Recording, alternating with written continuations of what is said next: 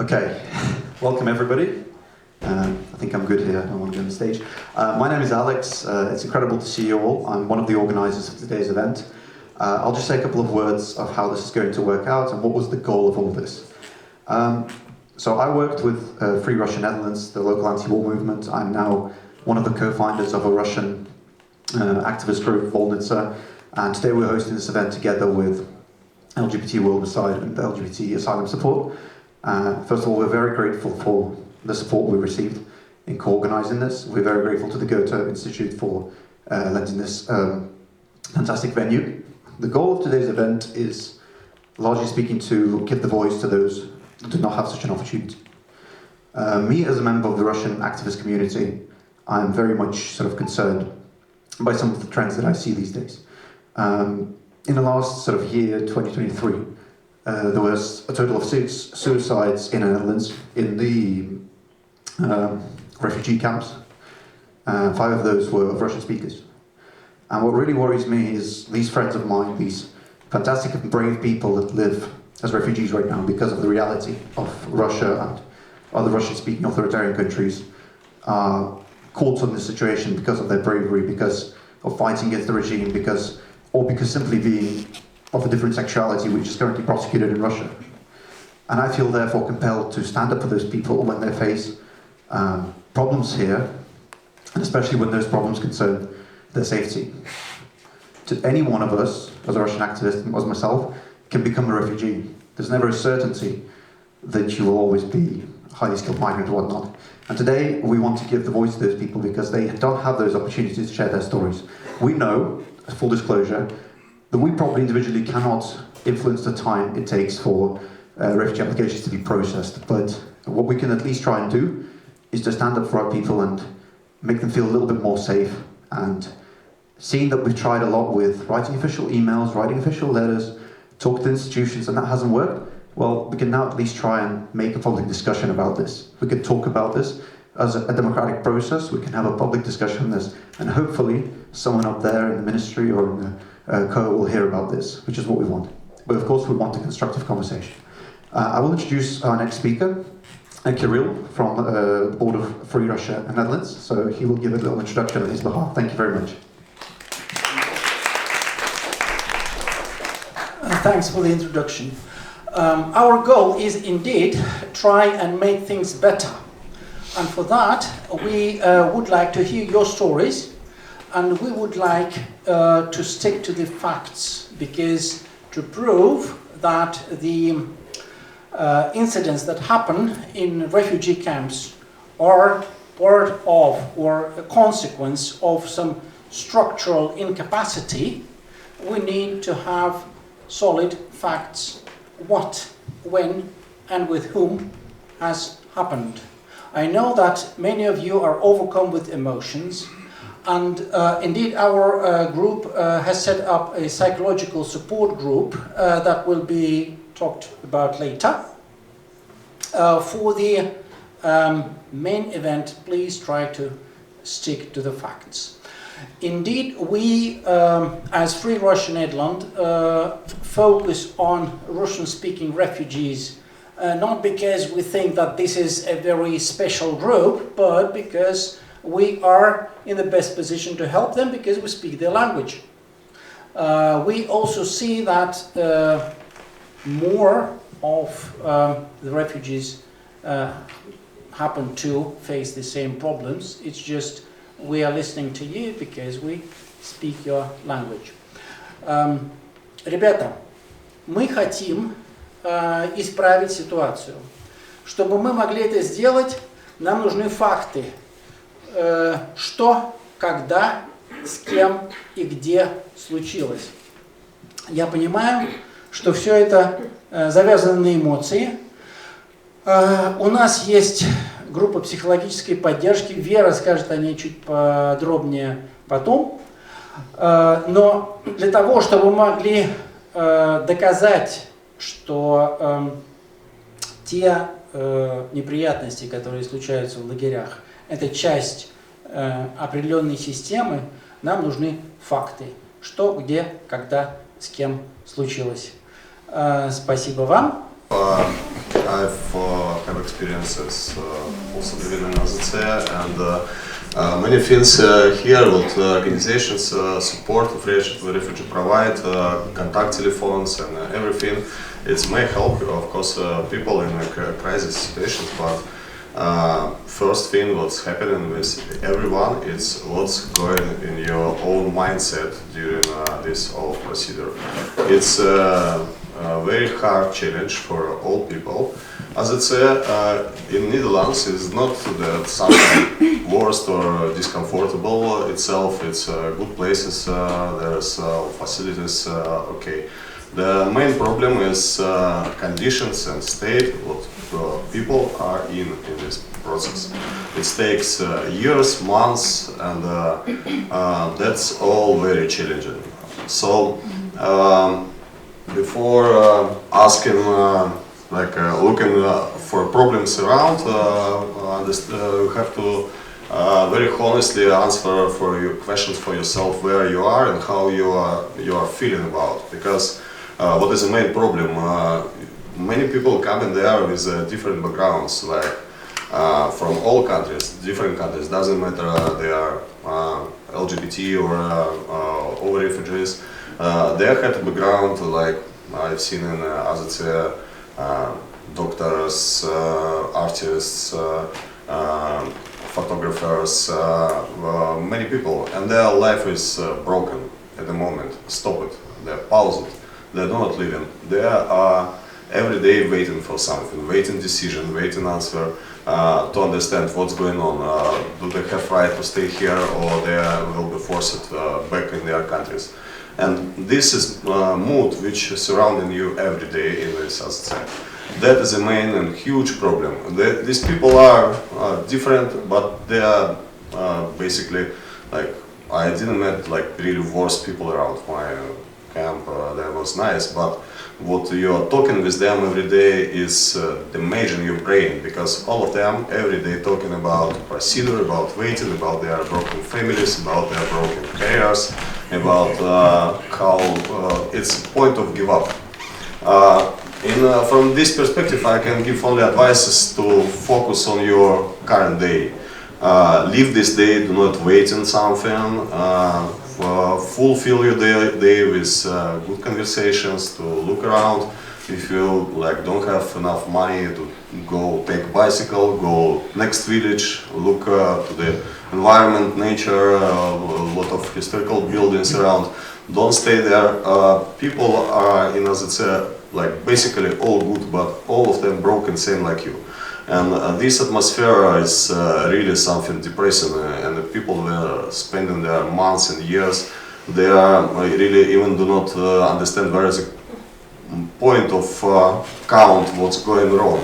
What's going wrong? Going wrong exactly this, because every day you're talking about what's in your life wrong. So there happens a lot of incidents, of course, between people with different cultural backgrounds, with different behavior. But the reasons of them, of course, they are common conditions, common state, and common mood where they are. Before a refugee going to ask help, should maybe focus more about how to fulfill his day, how to get calm, to get understanding that people around in the same state, and how to handle it. Maybe organizations and AZCs also can provide psychological help sometimes and give answers. I got in a most crisis situation good advice from psychologists. Yeah. Okay. Скажите, пожалуйста, кому-нибудь будет полезен русский перевод? Кто-то... Да нет, прекрасно понимаю. Никому не нужен?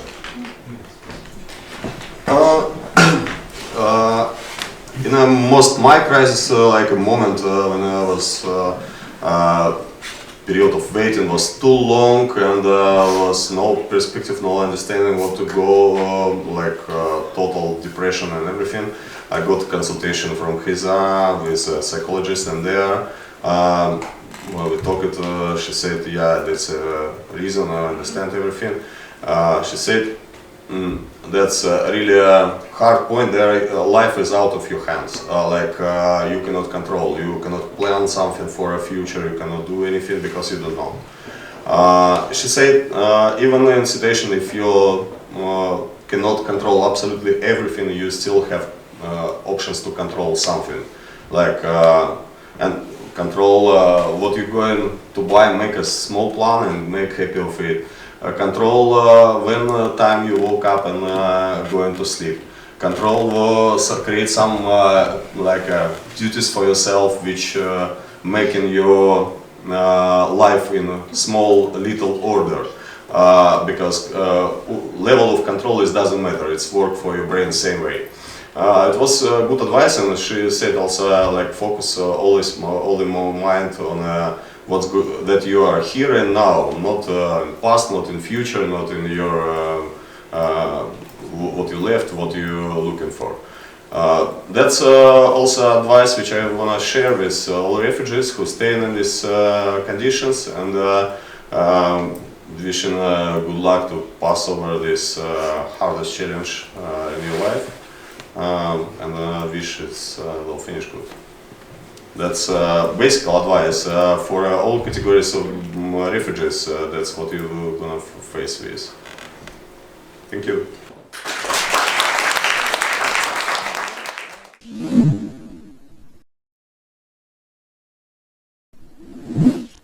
I'm Sandro Kortkaas. I'm chairman of LGBT Asylum Support.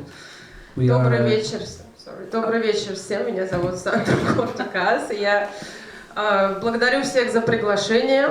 Я знаю Харлема тоже, я думаю, где-то уже с 2018 года. Я президент LGBT World Beside. LGBT Asylum Support.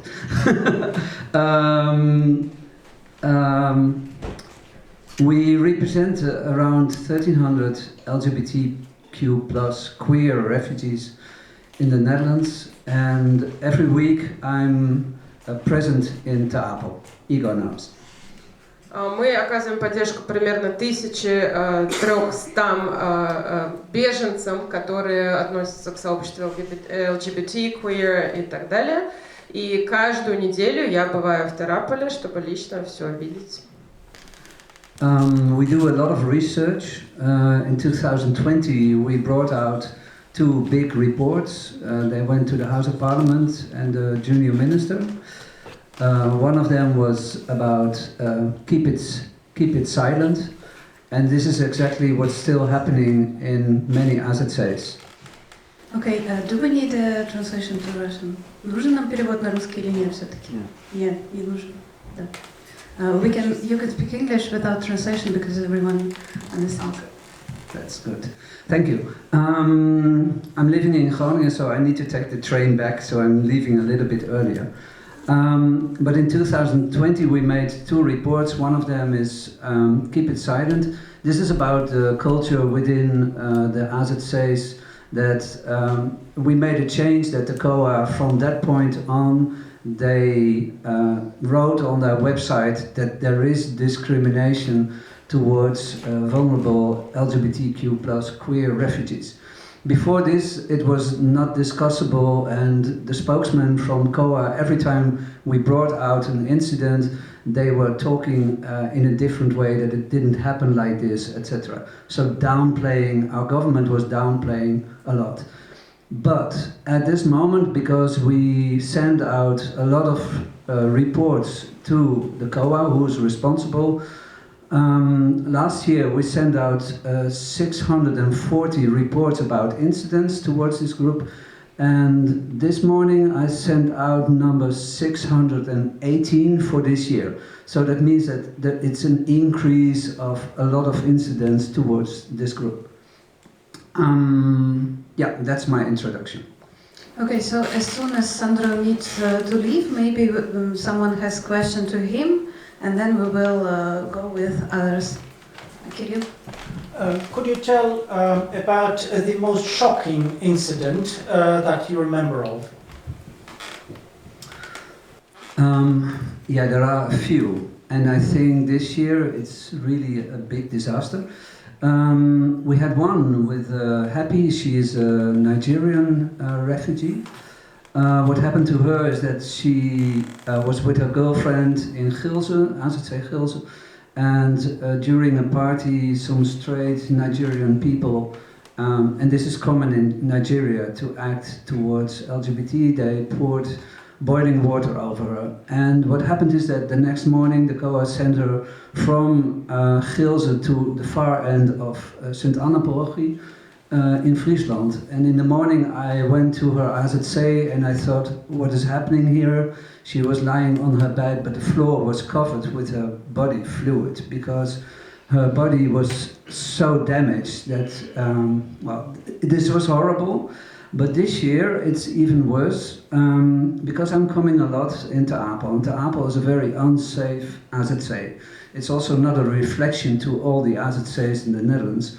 But the most, I think from all the incidents we are reporting towards the COA, 1/3 is about Te Apel. We had a big incident at the 4th of May with a Tunisian couple. At first they were split already by the IND. That was already problematic because they come from Tunisia and they were not being seen as a gay couple. They had to go to the VBL, that's the restricted area where you are supposed to leave the Netherlands. It's also the area where there is no LGBT unit. And I can explain a little bit the idea of an LGBT unit. In 2016, we started with our group in 2015. In 2016, we had the first meeting with the junior minister and we indicated the minimum what should happen in an AZC for safety for this group is creating safe spaces, LGBT units. At this moment, there is still no policy, but some AZCs have it, but also many AZCs don't have them. And because there is no policy, they can just move them at any point. They can close them. Coming back on the story, what I was telling about this Tunisian couple, they had to go to the VBL because the IND split them. And the VBL is a place where there's no LGBT unit. As a couple, you're visible. The most problems we see are also with refugees who are visible LGBT. What we do is also, if we get signals, we send them to the COA. They go not only to the shelter itself, but also to the main office. We recently found out that it's not only the main office, but also the ministry sometimes gets them. And these signals are very important. What happened to the Tunisian couple is that we brought out signals already that they were in danger. There were other people from their own country who were threatening them, and finally one of them got stabbed by a knife. This was the 4th of May. What happened after this was even worse. That was the end of July. That's, in fact, also you can say it's one of the biggest homophobe incidents in the Netherlands. And this was with Yuri, a Russian refugee. He's not here. It was on the night of the 29th July. He was outside with some friends in the potato field next to the AZC. Until 10 o'clock you can get in with your guests, but if you want to have them longer around, you need to go somewhere else. It was a warm summer night and Yuri went back for some cigarettes inside. Halfway he was attacked from behind. He could only see the face of the person. The next morning he woke up at 6 o'clock, lying on his bed. He didn't know how he got there. He found out that his hand was broken, but also his jung bones, his jaws. He was beaten in his face in the most horrible way. They also used a knife. And he knew also who the person was who attacked him.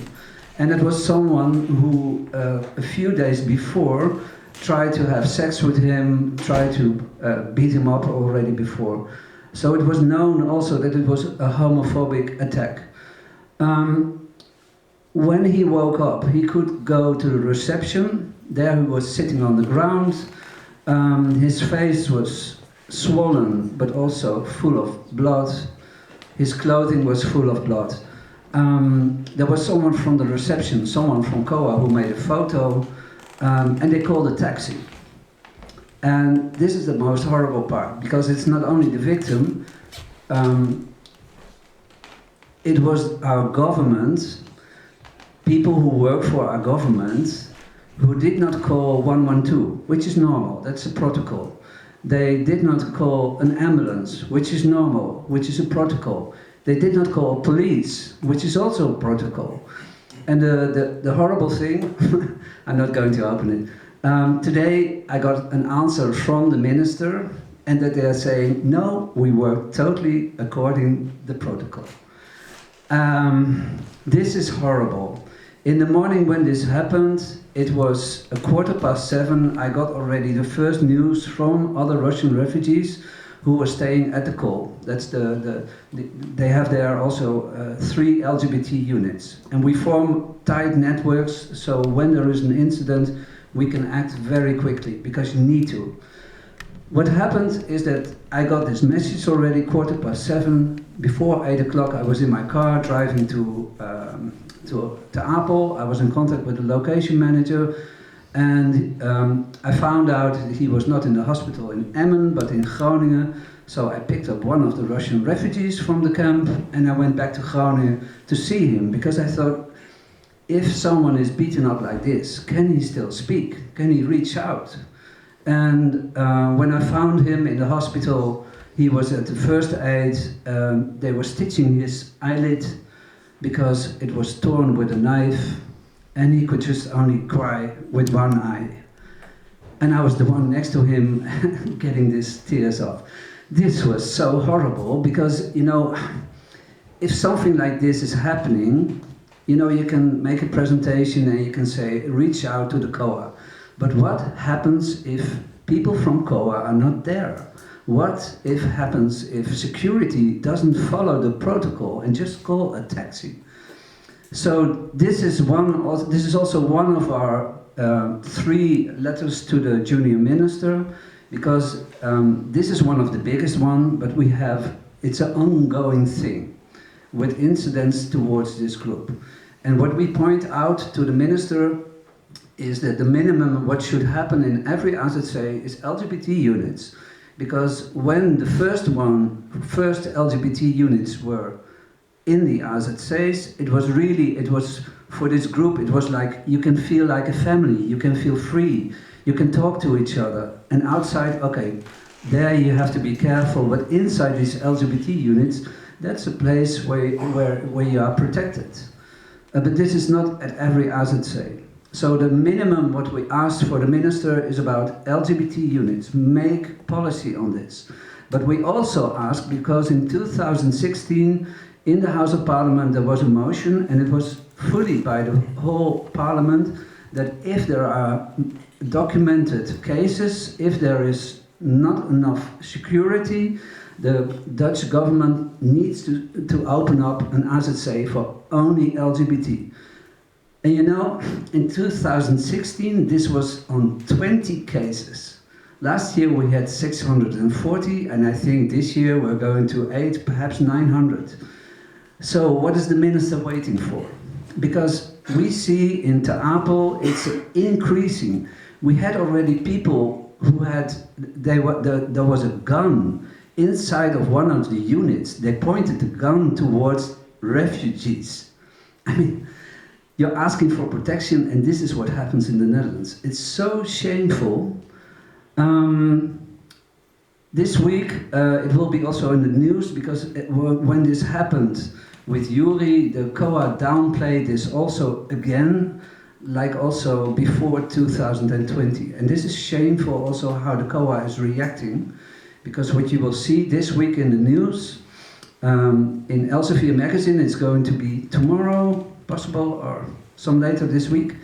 They are still denying what happened. They're still saying we did the best we could do. We were following our protocol. Sorry, it's a long answer. But this is what I do on a daily basis, you know, it is the most nice group to work with. But what is happening in AZC is just shameful in the Netherlands. Okay, thank you. Thank you so much, Sandra. And thank you for broadening our perspective and talking not only about Russian refugees and also talking not only about the problems but about solutions, like possible solutions. It's really important for us today, and I appreciate. So maybe anyone else has questions to Sandro before he leaves? Do you need to leave right now, or do you have time for one more question? Half hour. Okay, one more question.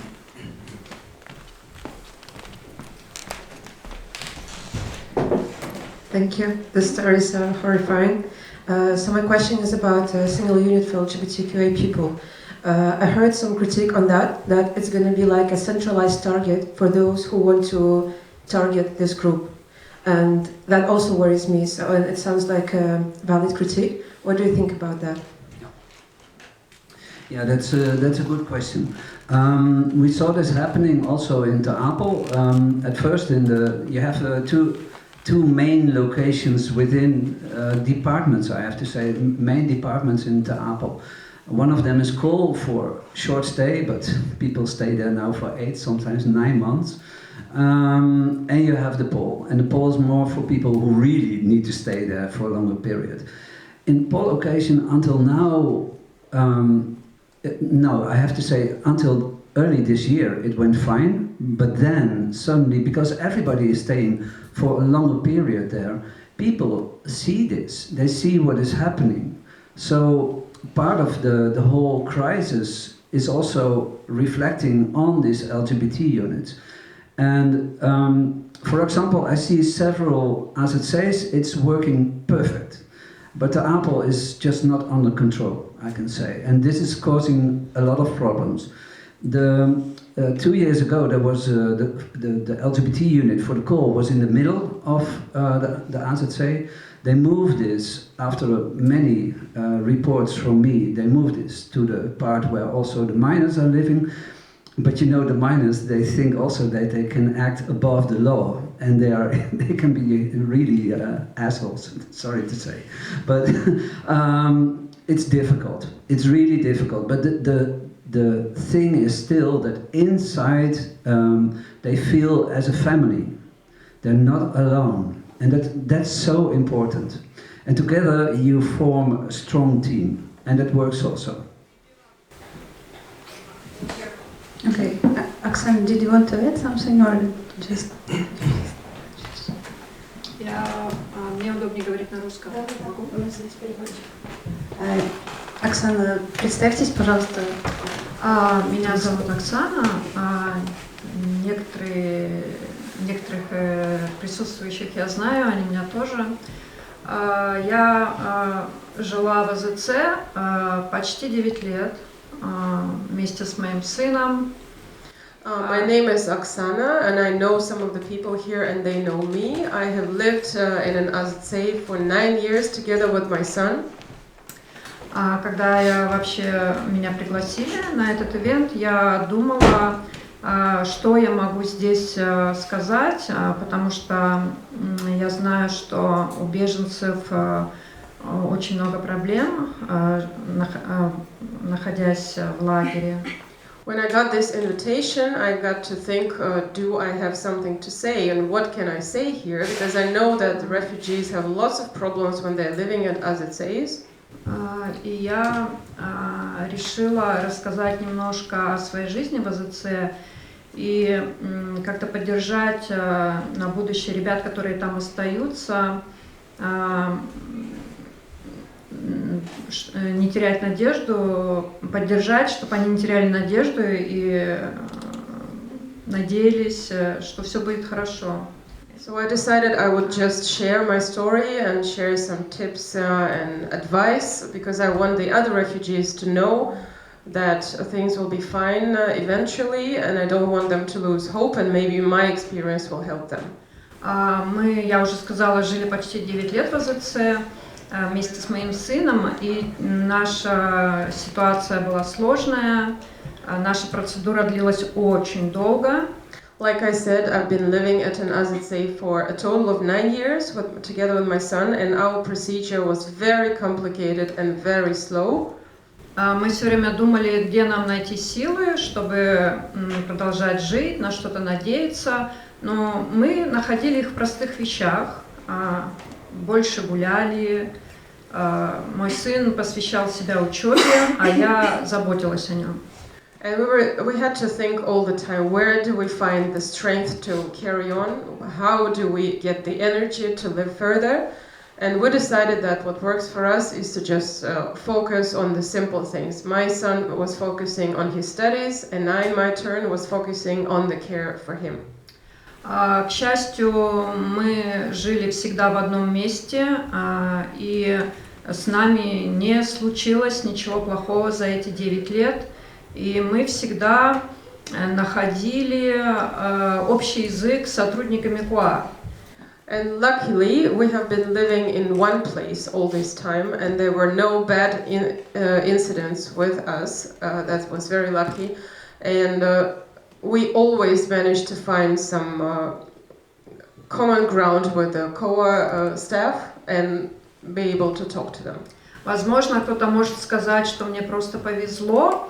Я тоже знаю сложные ситуации, которые происходили на территории АЗЦ. Я знаю о них, меня они не коснулись, но я знаю, что я всегда могла пойти на ресепшн и просить помощи у сотрудников. Да, пускай не сразу, да, пускай через какие-то стрессы, но помощь всегда поступала. And I do know that some people can say that that was just pure luck, that we're just lucky to not have something bad happen with us. But I do know that lots of bad things happen to other people. I do know stories like this, but I know that whatever happened, I always had the chance to go down to reception, and yes, it might take a bit too long. It might be difficult, maybe not everything will be solved, but it did help. Самая сложная ситуация в АЗЦ – это соседство, это наверняка все вы знаете.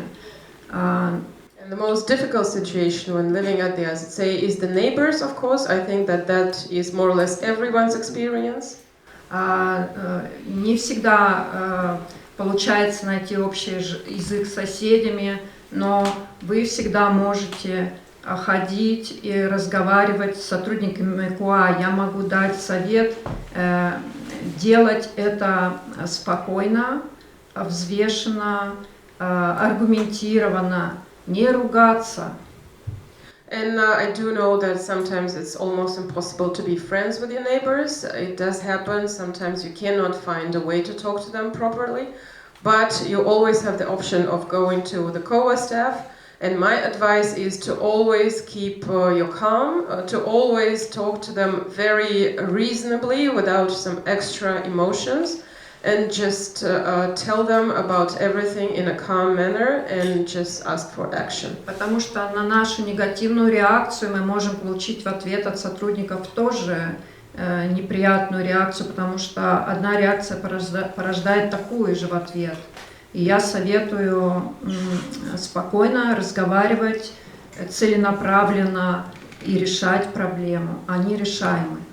Because when you get too negative and too emotional and you get that across to the COA staff, that causes them to be negative also. While when you talk to them calmly and explain everything very calmly and logically and consistently, they will have to take some action. It might be slow, but something will be changed. Я знаю много людей, которые жили в лагерях очень много лет. Это, как правило, семьи с детьми. Люди справлялись. Я желаю каждому, кто живет в АЗЦ, сейчас находится в трудной ситуации, все-таки стараться пережить это. And I know many people, they're mostly families with children who have spent many years at AZCs, and that was extremely difficult, but somehow they did cope. So I just hope that everyone here, everyone who is living at an AZC and with lots of difficulties, I want you all to know that and to try and see the positive side and keep your calm and keep your hope. Сегодня со мной приехала девушка, Хава, она в Нидерландах в АЗЦ живет с 9 лет, и я бы хотела, чтобы она немножко о себе рассказала тоже. Да, передайте микрофон. And the lady who is sitting next to me, Kava, she came with me and she's been living at the AZC ever since she was a child. That's why I wanted her to share her experience also, because that's also important. Всем здравствуйте. У меня один вопрос, я могу на голландском? Наверное, лучше не стоит, потому что, к сожалению, нет переводчика с нидерландского и есть, да, тогда можно. Вы тоже можете? Да, тогда можно на нидерландском. Hallo allemaal, ik heet Gava. Ik ben 21 jaar oud. Ik woon al sinds mijn 9e in de AZC. En toen ik pas net in Ter Apel aankwam, wist ik niet zo goed wat het allemaal inhoudt, het leven in een AZC. Всем добрый вечер, меня зовут Хафа, мне 21 год, я живу в Нидерландах с 9-летнего возраста, и когда я прибыла в Тераполе и впервые оказалась здесь, я понятия не имела, что меня здесь ждет и как это все будет вообще в АЗЦ выглядеть. Когда мы только приехали в Тераполь, я сказала своей маме, мы здесь будем несколько часов. Я не думала, что мы пробудем здесь 12 лет. When I first came to Ter Apel, I asked my mom, are we here for just a couple of hours? That was my hope, and I had no clue that I was to spend the next 12 years here. Мы пробыли в разных лагерях, я не знаю сколько, наверное, поменяли больше, чем 10 лагерей. We used to live in many different AZC. I'm not sure how many, but I think that it was at least 10 different AZCs. Мы до сих пор проходим разные процедуры. Недавно нам закрыли нашу последнюю процедуру, и в связи с тем, что я и мой брат двойняшка, в связи с тем, что нам уже больше, чем 18 лет, вместо того, чтобы нас отправить в другой лагерь, нам пришлось вообще выйти из АЗЦ и сдаться по новой. We've been going through a number of procedures, and recently one of the most recent procedures has been ended because I also have a twin brother, and my twin brother and myself, because we're 21 years old, that means older than 18, we, instead of just moving us to an adult AZC, what they did was just close the procedure and make us start from scratch a new procedure, to enter into a new procedure. Сейчас мы уже 3 недели живем в АЗЦ недалеко от Алкмара. Now we've been living for the past 3 weeks in an AZC not far from Alkmaar. И что мне помогает не терять надежду, это я думаю, что в жизни все происходит так, как должно происходить. And what really helps me not lose my hope is the understanding that everything that happens in life is meant to be this way. Что мне еще помогает, это учеба. Я учусь на юриста. Also, my studies are very, very helpful. I'm studying to be a lawyer. Мой брат, ему также помогает учеба, он учится на охранника. This is also the experience my twin brother has. He also finds studies very helpful, and he studies to be a guard. Моя мама, ей немного потруднее в АЗЦ, так как она уже в возрасте, но она надеется, что мы с братом станем образованными, что выучимся на работу и что у нас все наладится в жизни. It's a bit more difficult for my mother because of course she's older, so it's more difficult for her to live in an AZC. But her hope is that myself and my twin brother, if we get a very good education and are doing good in our lives, that will make her life better also. That helps her a lot. Я сначала училась в ЗВОЛа на юриста и жила неподалеку от ЗВОЛа, где-то 10 минут на поезде, но сейчас мне приходится 3 часа ездить на поезде. Я, конечно, могу вблизи со своим АЗЦ учиться, но так как я уже привыкла там к одноклассникам, у меня там друзья, мне хотелось бы все равно учиться там. Да. I used to do my studies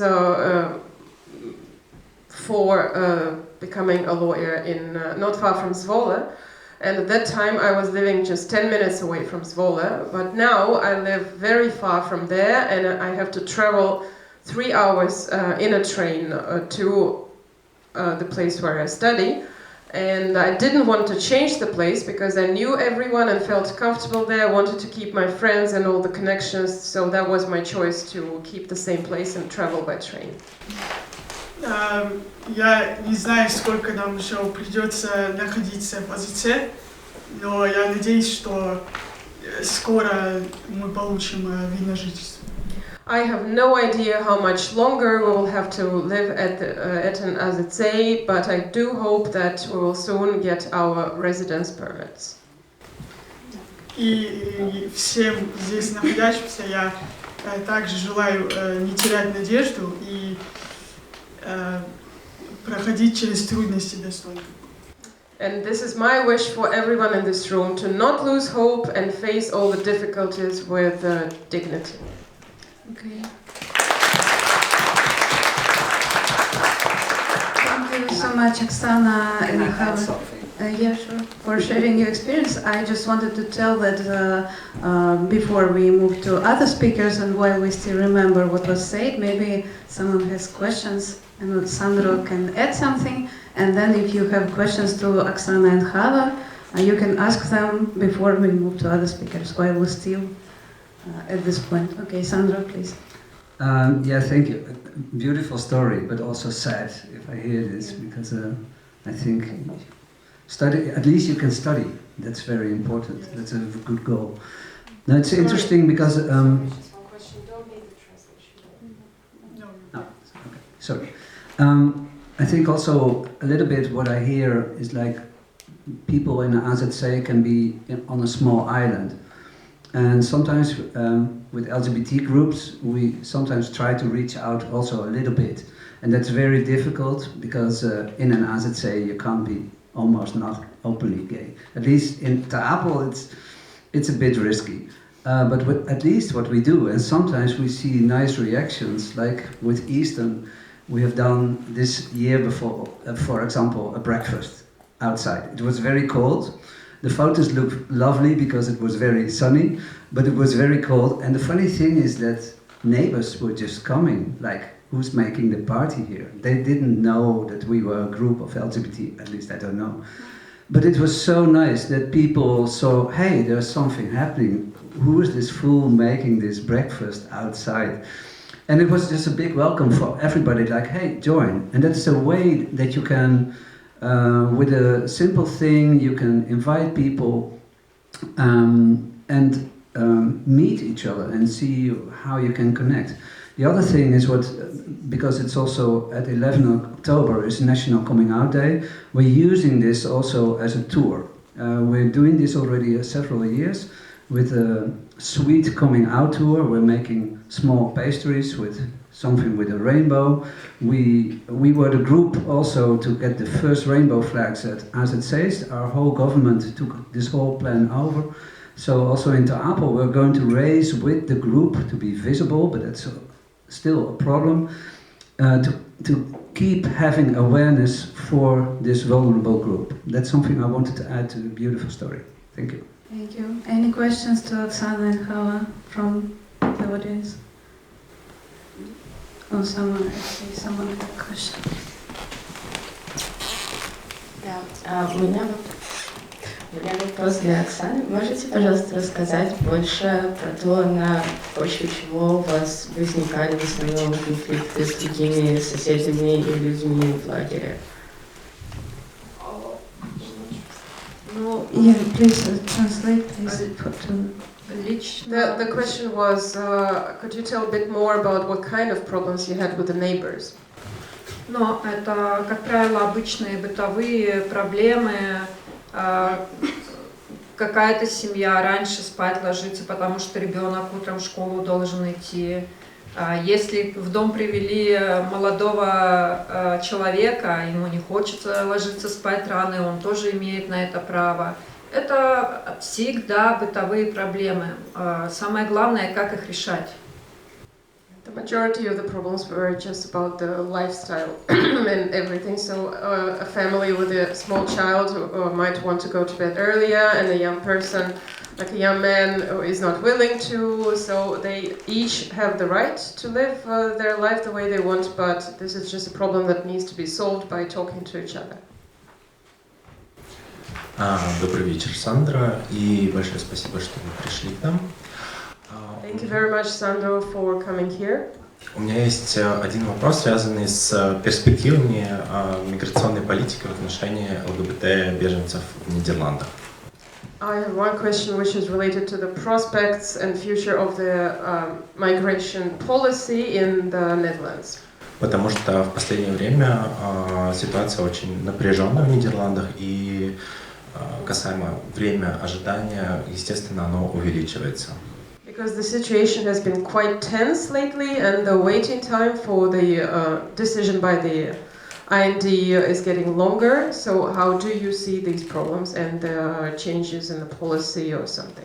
I'm sorry to interrupt. I just want to ask Sandra to answer pretty shortly, because I was wanting to ask anyone for questions to this particular part of discussion to Oksana and Hava, and we need to move on to other speakers just to involve everyone to our discussion and not let them see. Thank you. I keep it very short, and also I need to go by my train. I can't solve the problems, but I'm reaching out the whole time with letters, with reports, and also the report what is upcoming here. This is all how you can bring out signals. And reaching out to media, that's what we do also a lot. We speak with the COA, the board and directors of COA, we invite them. And in some situations when it really gets out of hand, like with Igor, and it's a small example, then I'm stopping.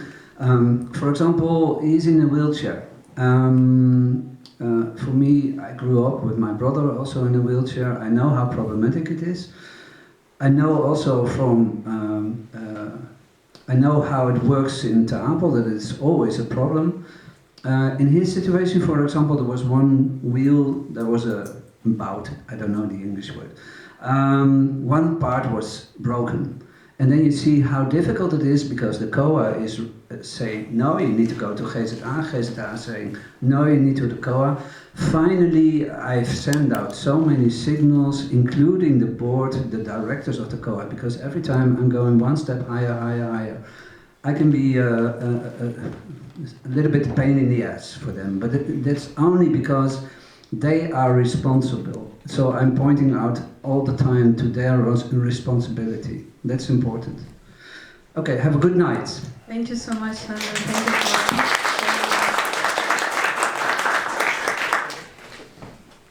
for... Okay, let's move on. So we have also Maxim here. Let's move on by the circle. And Maxim is a Russian refugee. Yeah, he has his positive, and I know that he has a few particular points to share. So, Maxim. Да, я тоже буду говорить на русском. Меня Максим зовут, как уже сказали, я тоже беженец. И попросили нас, меня конкретно назвать и обсудить проблемы, которые есть, связанные с деятельностью КОА, наверное, в большей степени. My name is Maxim, and I'll be speaking Russian today. I'm a refugee, and I've been asked to speak in more detail about the problems that we have at AZCs right now. Да, на мой взгляд, вот сегодня в презентации, начать, наверное, с этого хочу, прозвучала очень хорошая мысль, что некоторые просители убежища рассчитывают, то есть и как бы ждут сверх чего-то, что им должны дать.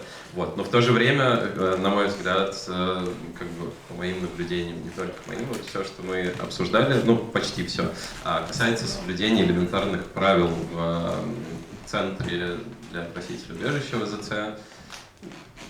I would like to start with a thought that I saw in the presentation today on the screen, and it was mentioned that one of the biggest problems is the extremely high expectations that some of the refugees have when they come to the Netherlands. But at the same time, we see that the majority of the problems are related to the simplest rules inside AZC that are not being followed and are not being implemented. Да, и, соответственно, правила нарушаются со стороны жителей таких же беженцев. Вот, и вместе с этим, пообщавшись с другими беженцами и по моему личному опыту, на мой взгляд, не хватает какой-то системы фидбэка. Потому что если у вас происходит какая-то жалоба на кого-то, не знаю, сотрудник КОА что-то не делает, то, получается, вы жалуетесь на КОА, в КОА, потом это спускают, и, соответственно, понятно, что происходит. Ничего. But we see that, of course, the rules are mostly broken by other refugees, which is logical. But from my experience, what I see is that we are lacking a system of giving feedback and implementing feedback, because what happens very often is that you have to complain to COA about COA. So basically, when you do that, the reaction is zero, because you complain to the people who are actually not doing something. Да, и как бы помноженное, вот все, что я сказал, на систематическое нарушение правил, создает какие-то конфликтные ситуации. And that plus the constant breaking of the rules by the refugees, that creates lots of problematic situations. Да, опять же, есть проблема, что в разных лагерях разные условия.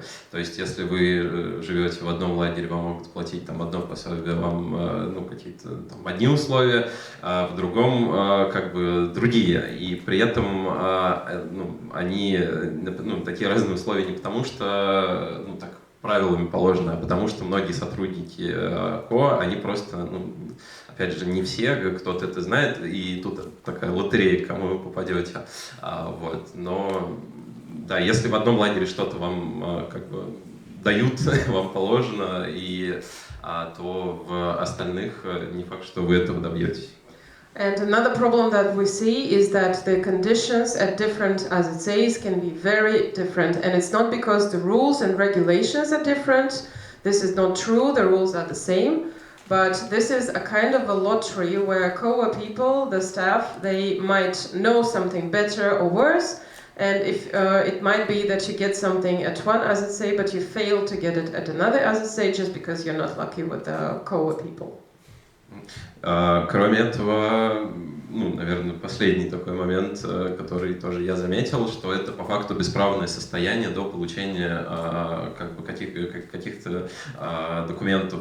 То есть вы не можете, хотя бы по закону, вы можете там, через 6 месяцев, когда становитесь налоговым резидентом, пойти работать, в исключительных случаях такое происходит. Не знаю, вы не можете учить язык на курсах нормальных, то есть все, что я встречал, это какие-то волонтерские инициативы, то есть это не уровень как бы изучения языка, вот, и в остальном, то есть выходит, что нужно просто сидеть и ждать, и бесконечное ожидание. And finally, the last thing I would like to mention, also in my experience, is that you are more or less, you don't have much to do and you don't have many rights before you get the residence permit. This is not what is supposed to be like by law, because by law you are allowed to go to work after your 6 months in the country, but that happens very, very rarely, only in exceptional cases. So you cannot actually go to work, you cannot actually attend a language course, a normal language course which is implied by the procedure. All I have seen is just volunteer projects, and it's not the same. So basically all you have to do is just sit and wait while doing nothing. Okay, thank you, Maxim. And guys, do you want to add anything? Because I think we discussed a lot of points, and if you want, you can just... What do you mean add? Давайте рассказать свою историю, потому что мы уже очень много чего обсудили. Well, we didn't discuss anything. It's No, true, yeah. not anything. 2 attempts of suicide. They did not let us to call police. They don't let us to put LGBT flag on our... We are discussing your own experience, so like... Yes, only what and you have said. yes. It's not a lottery to be at the end of a discussion, so that's why you get much less time. Okay, I know that also Igor wrote some points about wheelchair experience. Okay, Sasha wants to say something. Ну что же, выходят на арену силачи. So now it's time for the power team. Спасибо, что еще как-то живы, даже улыбаетесь. Thank you for staying alive and even smiling. Да, я хотел бы несколько расширить и углубить сказанное выше, в частности, по поводу АЗЦ Тераполь и конкретной ситуации, касающейся человека с инвалидностью. I would like to go into a little bit more detail about the situation in Terapol and specifically about the problems that a person in a wheelchair was facing.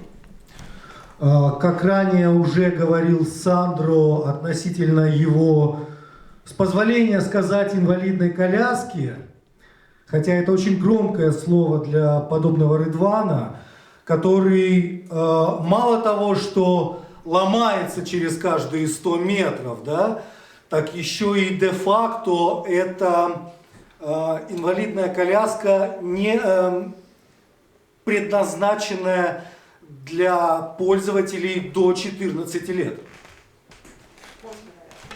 До 14. Нет, это как раз не детская. Ну да, окей. Да. So just like Sandro mentioned, there were some problems with the so-called wheelchair, although it's really difficult to call it a wheelchair. It's like a metal something. So in addition to it not being really handy for a person with a disability, it's also, in this particular case, it's also not intended, not meant for grown-up people who are older than 14 years old. От Volnitsa NL мы написали несколько писем, как минимум 3, где предложили конкретную модель, однако никакого отклика ни на одно из писем мы до сих пор не получили, насколько мне известно. On behalf of Free Russia NL, we have sent at least 3 different letters describing the situation and suggesting a specific model of the wheelchair, but as far as I know, there was no response up to this day.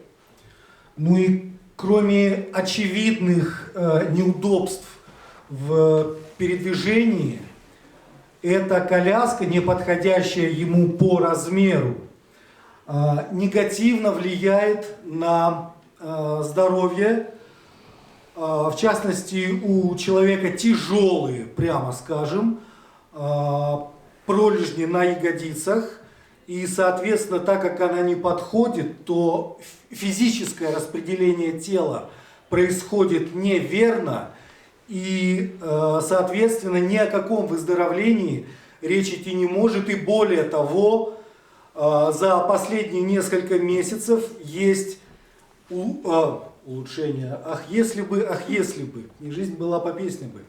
Ухудшение. And not only is this wheelchair not suitable for just moving around, it is also very detrimental to a person's health because of the wrong position of the body in the wheelchair and the wrong weight distribution. Igor is having lots of problems with the wounds on his buttocks And lately the situation has been getting much worse because he is still sitting in a wheelchair that is not good for his body. About Free Russia NL and letters, please. Yeah, I mentioned that. Я прослушал, простите, да, я записался. Все письма были адресованы как в ГЗА, так в КОА, одновременно в КОА Тераполя, и копия направлялась в головной офис КОА. В общем, мы били во все колокола, но как-то это было тихо. So the letters were sent to AZCs and COA, also to the head office of COA. So we did everything we could, but the response was zero. Сандро, возможно, забыл сказать, что условия даже хотя бы элементарно по питанию в АЗЦ Тераполь, они чудовищны и заключаются в замороженном рисе, внимание, часто просроченном. Собственно, заморожка один раз в день, что, как вы понимаете, тоже не способствует укреплению физического, да и морального здоровья. Also, Sandro did not mention that even the food, the quality of the food that the refugees get at the AZC in Terapol is not good for a person's health. Mostly it's one frozen meal a day, something like frozen rice, which can be also already the date, best before date has been long gone. That happens also. So that is not good for the people's health, and we want to stress that also. Ну и кроме Free Russia NL, также и Сандро отправлял несколько писем неоднократных, по-моему, вплоть до министра, да. Стоит ли говорить, что ответ, ну, примерно никакой? And also, in addition to the letters sent out by Free Russia NL, Sandro has also sent a few letters to people, including the minister, as far as I know, but the reaction is still not coming. И весь этот кромешный рай происходит не неделю, не две и даже не месяц. 4-й месяц идет, как человек живет на замороженном рисе в очень сомнительных условиях. And this problem has been going on not for just a couple of weeks or a month. It's now the 4th month that a person is living with that kind of problems, eating just frozen rice and living like this. Sasha, thank you for your addition to discussion. Just want to move on and to include the audience in our discussion. So I just want to Конечно, рай это только начало. Ask our guests to introduce themselves and to give a word to the audience. Maybe someone has questions. My name is Nikita. I'm a partner of Ruslan. We are both refugees from Russia, LGBT refugees. We're here for 9 months already, and we are both bipolar. We get a lot of treatment, antipsychotics, antidepressants, a lot of treatment. And in March, I came to AZCs and asked to help my partner because I feel that his mood is not okay. They said, okay, you will get later, you will receive. Of course, 2 months passed and nothing happened. In May, he attempted suicide with using a lot of antidepressants. And after that, I came and I asked, do we have an opportunity now maybe to come to see psychiatrists? And they say, okay, now you have, we just forgot about you. I said, okay, I will be quite nice with you, yes. And we come to psychiatrist and he said that he needs to walk more, to play a ball, to make plasticine dog and everything like that. Of course, it's very helpful with for a person with bipolar disorder who drinks a lot of medications. And it was for 4 months till the September, so the whole summer and the whole May. And this summer we've been attacked 3 times, and the last 3 times, so every month it was once, and the last time it was the worst thing, because we've been attacked. A lot of guys were following us. You've been and attacked by other neighbors. I just don't want to say by whom. Yes, the people from other cultures. We will say this way, but it's Also by refugees, by yes, by other refugees. Yes, we were attacked by them. And the last time we came to security, to the reception, and I just said that they're trying to following us. I mean, they are following us. We've been attacked. Just please call the police. That's what Sandra was talking about. They say that you're safety now. Just go home, take some rest. I said no. You have a protocol, you need to call the police. And of course, I did not behave very well, because my boyfriend and me, we were attacked, and I have a right to see police. And I'm not going to be to act like a sir, or like I'm an opera theater there. I have a right to see a police. He said, no, you now behave very bad. I'm not going to call police. Of course, I called the police myself. I called 112. I said I've been attacked and everything like that. A lady said, okay, do you feel safe now? I said, no, if I go home it will be very bad for me. She asked security, and of course security began to speak Holland, to speak Dutch with her, to talk Dutch. And after, of course, we recorded it, everything. We have recordings on our phone, and later we translated. He said that we're safety now. He told lie to that lady. So she said, oh, okay, you don't need police there, but it is on recordings that I say that we've been attacked. They are following us. And it is on recordings how he tells lie to this woman on police station. And when we went home, we met another workers from COA. They say, why are you alone? Why no one helps you to get home at least? We say that we don't know. They helped us to go home, and on the way home we saw a lot of people. They were waiting for us to beat us. So I mean, again, to end what do they wanted to do with us. So another point, when we try to do like anything with that, we write everywhere. COA, like Central COA, AZCs, and a lot of ombudsmen, yes, as they sing.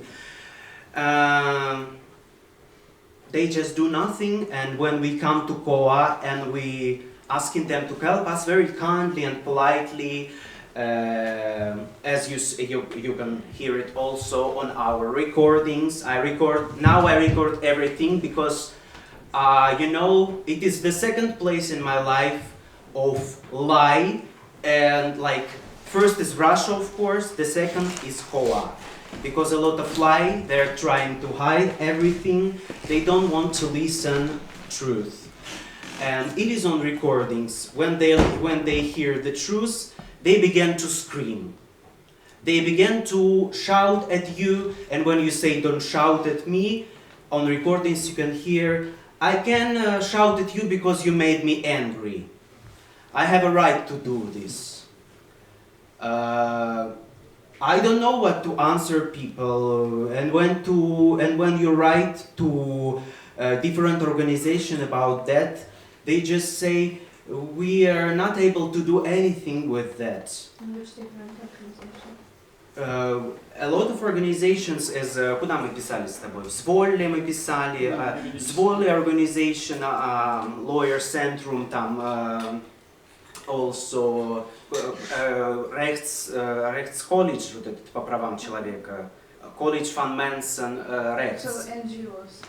And nothing. COC, as far as I remember. And the final point is co-workers come and say LGBT flag is not like welcome on your home. It's not safety here. And I asked, okay, what is about the first article of your constitution of your country? I asked it very polite, of course. Of course, we need to be very polite after 12 years. With my proper British English, I asked, why is it so? He said, because it is unsafety here. It is multicultural place. Yes, this is like a very multicultural place, but why don't I have a possibility to put a LGBT flag, to have my lover's hand in my hand? I come here just to be, not to be imprisoned for 10 years in my country. But now I can't call police, and now I must, the most, like the stuff, I need to be very polite with people. I don't understand for what. It is not a personal relationship. It is not a personal... Just for the effectiveness of a conversation. Yes, it is not a personal stuff. I just asked to call the police. Okay, Ilya, thank you so much. I think we heard your story. But being polite is the most important thing. Yeah. So you asked for facts. This is the facts. Yeah, thank you. He tried the second suicidal attempt some days ago, and they did nothing. The psychologist just wrote that he harmed himself, not trying to die. It's just hurting himself. So a lot of lie here. Who will help us? We don't know what to do. So it's very difficult for all of us to stay, like without emotions. But we try. We do our best. Thank you. Thank you very much for your attention. Thank you for sharing your experience as well.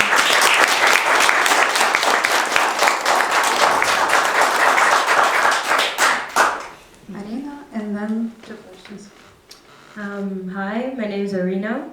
I used to do politics in Russia, and I came to the Netherlands in 2022 to ask for an asylum.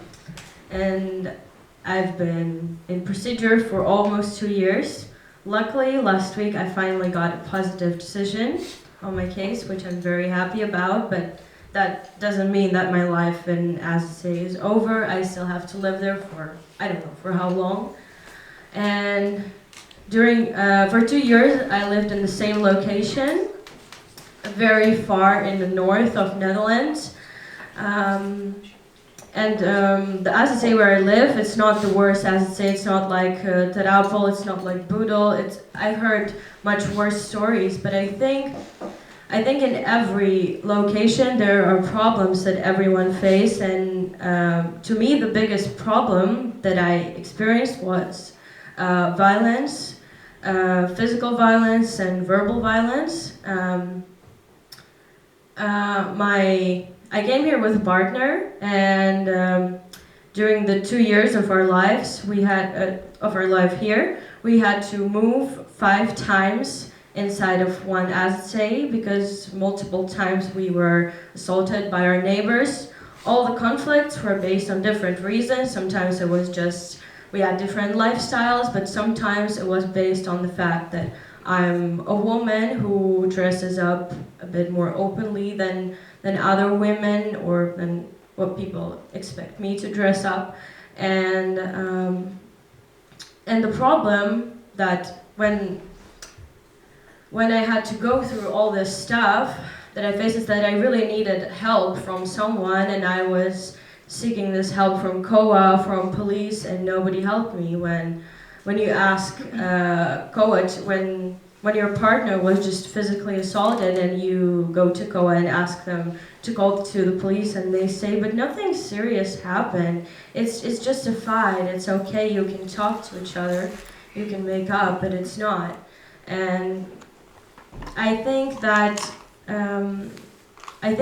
their policy is to keep it very silent. If there's any fight, like before there's real violence involved, you can go to COA and leave as many complaints as possible, but they will not react to it. But when there's actual violence happens, they do everything to not make it public. They try to keep it behind the closed doors, and that's a big problem. And also what I've noticed, because I spoke to many people who have been in situations like that, is everybody has a different background, but many people who come from Russia, from other post-Soviet countries, they are very scared to talk openly about their problems.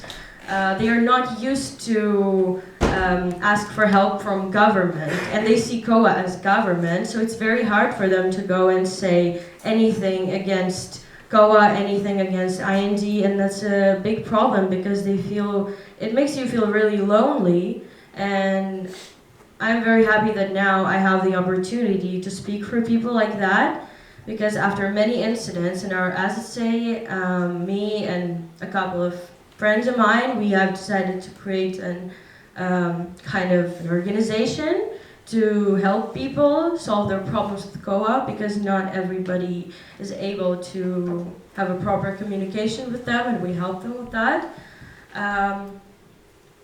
And also, we're now just trying to figure out how we're gonna make this happen, but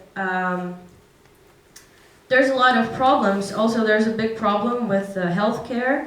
I think the guys already spoke more about it. I don't have any serious medical problems, but I heard it from a lot of people that it's very hard to get help. And I personally had problems with getting psychological help. Also, there's a big problem with safety for women.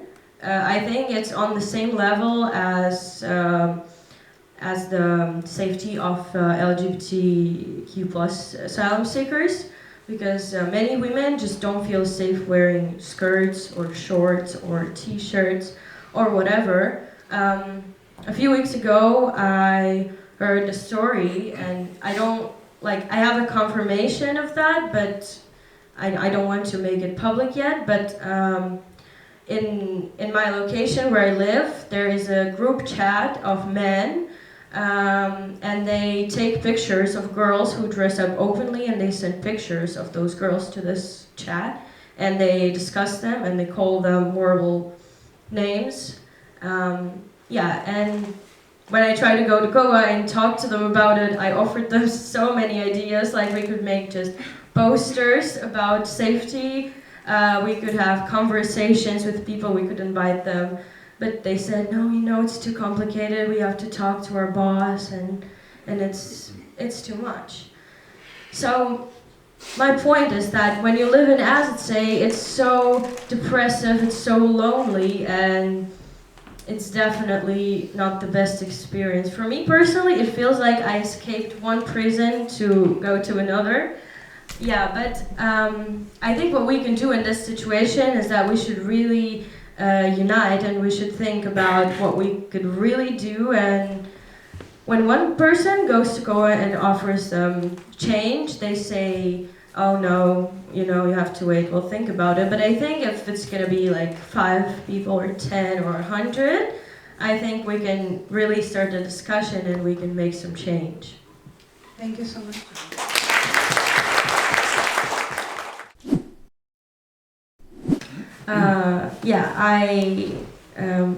I'm still very much interested in Russian politics. I cannot do that anymore physically, but I'm trying to be involved. And recently, since I'm trying to start a foundation to help asylum seekers, we are trying to connect with Dutch politicians. We're very interested in that. We already made some connections, but if you have any other, I would be really glad. Okay, thank you. So you can share each other's contacts after we finish. I think it's pretty soon. So, another questions? Guys, you stayed here for such a long time and listened to everything. Do you have like any remarks or questions? No? One, so. Yeah, thank you for sharing. I didn't realize how terrible the situation is, and it's super important to talk about the situation. I wanted to ask if you solved the problem with psychiatrists, or you still were not provided with any medicine, and how do you cope with such a terrible situation when you actually have to take? Yes, because we are from Siberia, we decide our problem by ourselves. We called to Russian psychiatrist. He gave us prescription. We came to pharmacy, and I give my advice to do the same way, because after 6 months, Holland psychiatrists didn't do anything except ball and everything like that. 2 days, Russian psychiatrist gave us prescription for antipsychotics. We went to pharmacy, they gave us medicine. We made a refund using our insurance, and that's so nice. So, but before, for 6 months, I was trying, and 2 suicidal attempts, of course. I was just begging them, gave us these medications. No, he doesn't need it. So just that, we have what we have now. Just we survived just because we are this, we are like this. But what about those 5 people who died last year? So that is the question. But you paid for a Russian psychologist, yes? It was not like. Oh yes, of course we paid by ourselves using our friends in Russia. Yes, so no one will do it for us, of course. But at least for medicine, insurance will cover it, so you can do it using your AZA insurance. That is my advice to you, not being polite or something. That yes, use medications, and at least it helps with money. So. Any other questions? No, so I think yeah. Thank you very much for sharing. And I wanted to ask a bit general questions. So after you shared your concrete problems and how you solve them, how you cope with it, how can outside people, like for example Free Russia or any other people from outside, help you to make this experience maybe less painful? So what could other people do, but any kind of activity, any kind of support, just to that you feel a bit better? I think that it would be really nice if COA would be publicly called out for their negligence, maybe by some media or politicians. Maybe that would change something, but overall I think that maybe like psychological support is very important for all the asylum seekers, and maybe some integration programs. In every AZC it's different, and some AZCs you can get only like A1, A2 Dutch level, somewhere more up to B1.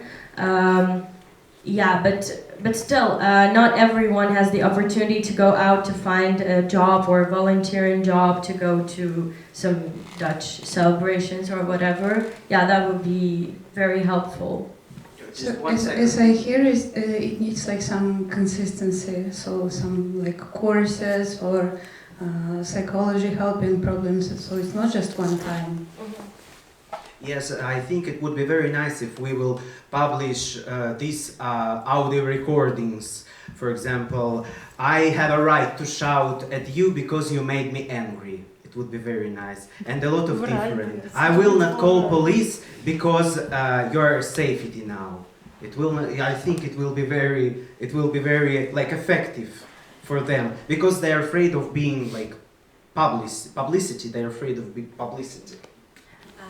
Actually, I have one little very, very short story about it.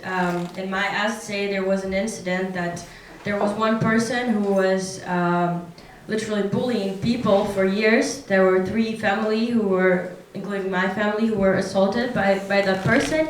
and he was ignored by COA. And then we were sick out of it, so we made a protest on the territory of our AZC. We just stood there with posters.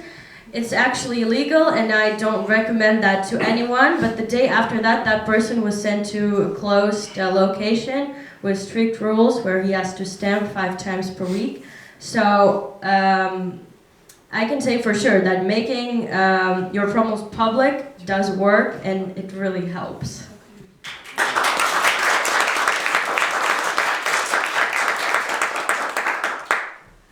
Any more questions? No? So I think we can... Anya?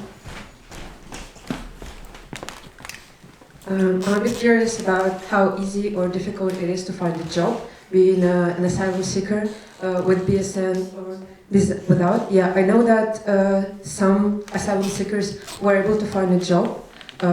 It's probably a bit more difficult without English or Dutch. So I'm just curious about your experience with getting BSN and with getting a job. Were you able to find it and stuff like that? Any experience relevant to that? Мой вопрос касается того, насколько сложно или легко найти работу просителю убежища. Насколько сложно найти саму работу, насколько сложно получить BSN, сколько это время занимает. В общем, ваш опыт вот в этом направлении. Ну, если конкретно мой опыт, то если бы не мой ребенок, который здесь родился, BSN бы я, наверное, получил бы спустя вот недавно относительно. As far as my own personal experience goes, I can say honestly that if it hasn't been for my baby who was born here in the Netherlands, I would have no chance of getting BSN very soon.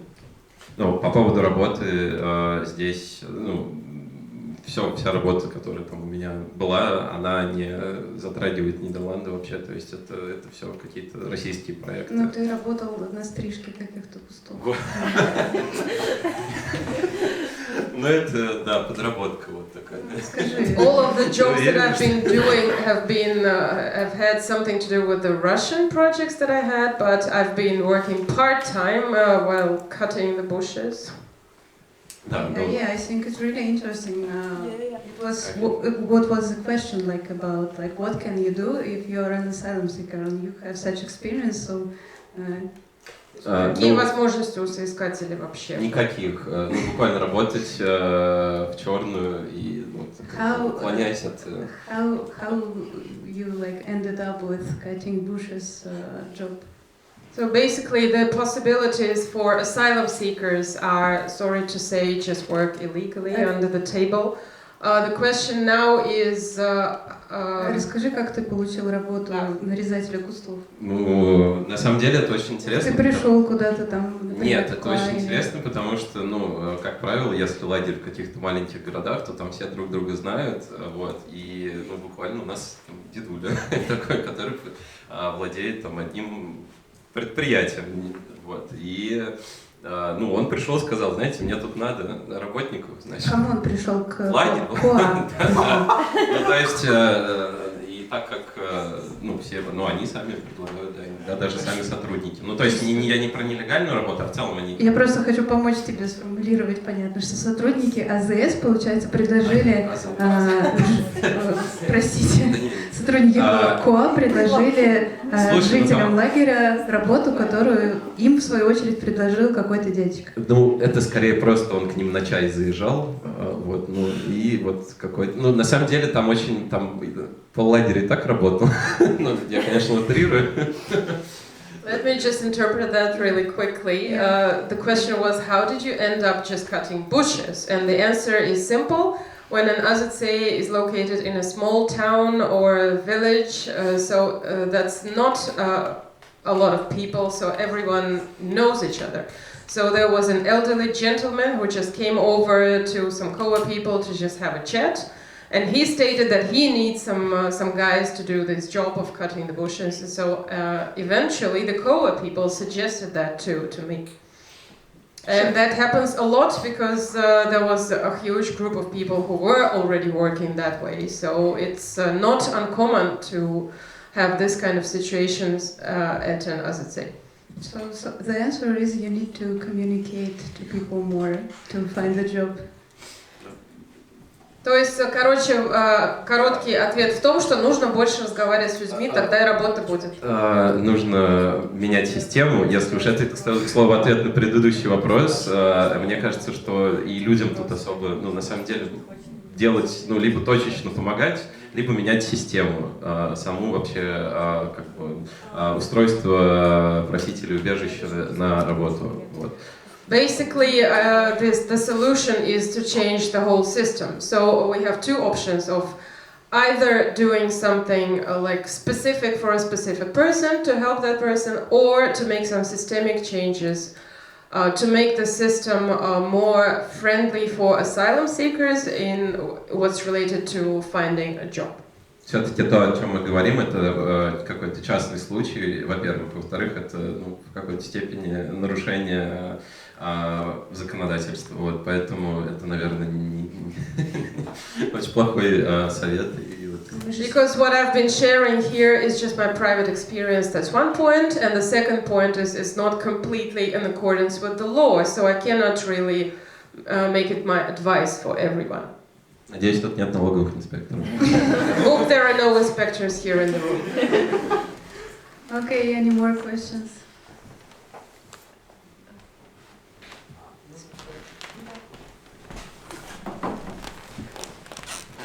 А еще вот такой вопрос будет звучать по поводу того, а как сейчас до статуса, и если, допустим, есть БСН номер, обстоят дела в плане, то есть что нужно, чтобы пойти на работу, когда есть БСН, но нету статуса? So now the question is, what does a person need if they already have a BSN number but still no residence permit? So how do you actually arrange a job for yourself? When you have a BSN number, you can try to open a bank account. It's different for everyone because some banks, they don't open account for Russian citizens. But it's not a big deal. You can find banks that can open you an account. And then, as it is now by law for asylum seekers, you need to find a job and you need to find an employer who is interested in you. And the employer has to pay 400 euros to request a job permission for you. And you can still, this request can be rejected. So only if you have a very unique skills, then maybe somebody wants to hire you, but overall, none of the employers really want to hire asylum seekers because it costs a lot of extra money for them. So, and also, as Maxime already said before, a lot of AZCs are located in very remote villages and there's not much opportunities. А возможность, допустим, если беженец нашел работу, вот, то есть работодатель заплатил 400 евро, и то есть это является также же основанием для того, чтобы поменять лагерь. Насколько мне известно, что вроде бы это попадает под пункт смены лагеря. I heard some stories about that, but I think it really depends on your personal situations, and sometimes COA can cooperate with you and help you to transfer you to another AZC. I don't know much about this, but I think that could be the reason to be moved. Yes, but still, according to the law, you can only work like half a year without your residence permit, and then you can. Насколько мне известно, часы работы тоже ограничены, то есть 40 часов в неделю, насколько мне известно, работать нельзя. Можно? Да. Нет, можно работать 40 часов в неделю. Проблема в том, что ни один работодатель не возьмет на работу без, собственно, пермита, без документов, условно. Okay, let's translate. Yeah, so basically with a BSN you are allowed to work more than 40 hours per week, but the problem is that no employer will actually employ an asylum seeker without the positive decision, without the residence permit. Guys, and if I might add something also to what Irina said, it's also important to know that you'll also have to if you do get a job and you work while living at an AZC, then you will have to pay the AZC for the accommodation and everything. So financially you won't gain anything, because if you start working and earning money, you have to report that to COA, and they deduct it from the money you get. Guys, I think we need to wrap up because people are already started leaving. So thank you everyone for being here, for listening to the stories of our guests. And thank you for our speakers to coming here and sharing their stories. And thank you for our translators and people who made this event happen, to Volnitsa NL and to everyone. Thank you.